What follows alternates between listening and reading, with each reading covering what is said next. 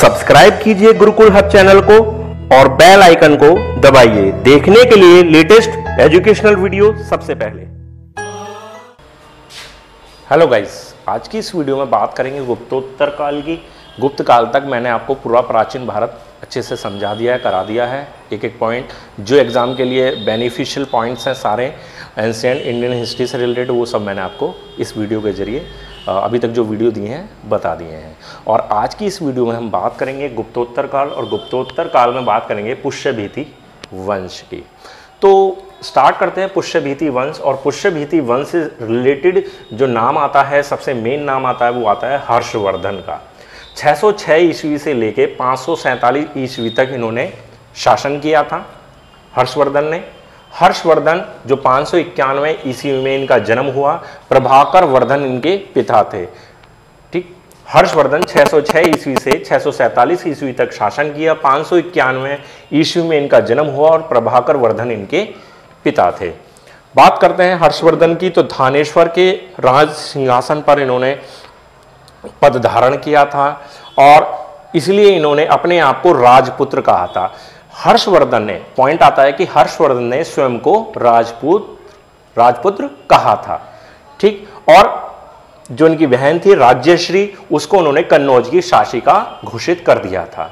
तो कन्नौज की क्वेश्चन पूछा जाता है कि पुष्यभीति वंश में कन्नौज की शासिका कौन थी? तो राजश्री जो हर्षवर्धन की बहन थी, उसे राज्यश्री को कन्नौज की शासिका बनाया गया था।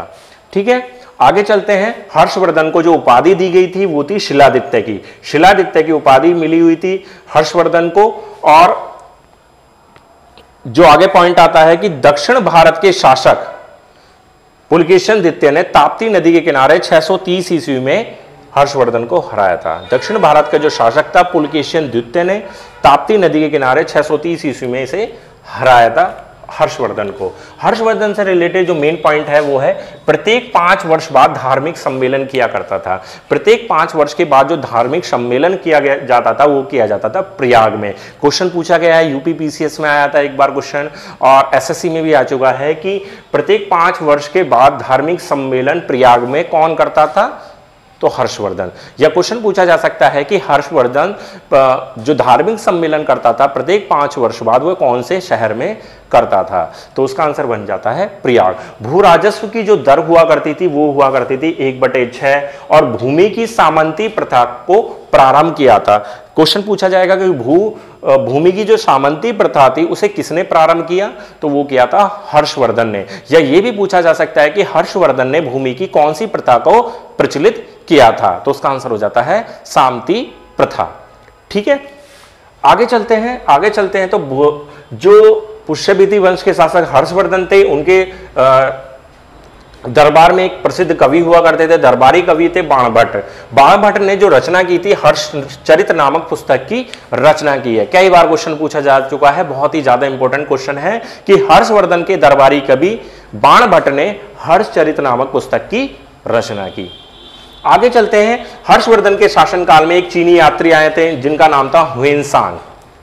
ठीक है, हुएनसांग चीनी यात्री हर्षवर्धन के शासनकाल में आए थे और उन्हें कहा जाता है नीति का पंडित और शाक्य मुनि। मोस्ट इंपोर्टेंट पॉइंट है, हर एक बुक में आपको इजीली नहीं मिलेगा। ठीक है, मैंने सर्च करके निकाला है बुक से ही, तो मैं आपको यहां पर इस वीडियो के जरिए बता रहा हूं कि हुएनसांग जो चीनी यात्री थे हर्षवर्धन के शासनकाल में आए थे, उन्हें नीति का पंडित और शाक्य मुनि कहा जाता है। ठीक है, चीनी यात्री हुएनसांग ने सी यू की नामक एक पुस्तक की रचना की थी। ठीक है, उच्च कोटि के कवि हुआ करते थे हर्षवर्धन भी एक उच्च कोटि के कवि हुआ करते थे। उन्होंने भी 3 रचनाएं लिखी, नागानंद, रत्नावली, प्रियदर्शिका।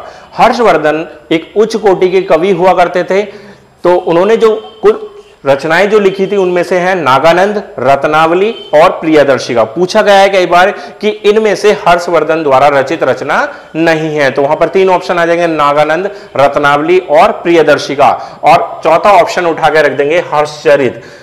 ठीक है, अब थोड़ा सा कंफ्यूजन होता है, बच्चे पूरी डिटेल में पढ़ते नहीं है, तो अब यहां कंफ्यूजन हो जाएगा कि हर्षचरित हर्षवर्धन से, ये तो होगा ही होगा, तो यहां से किसी एक में आंसर लगा जाते हैं, जबकि वो गलत हो जाता है कि नागानंद और रत्नावली और प्रियदर्शिका जो नामक जो रचनाएं हैं वो हर्षवर्धन द्वारा रचित हैं, और जबकि हर्षचरित उन्हीं के दरबारी कवि बाणभट्ट के द्वारा रचित हैं।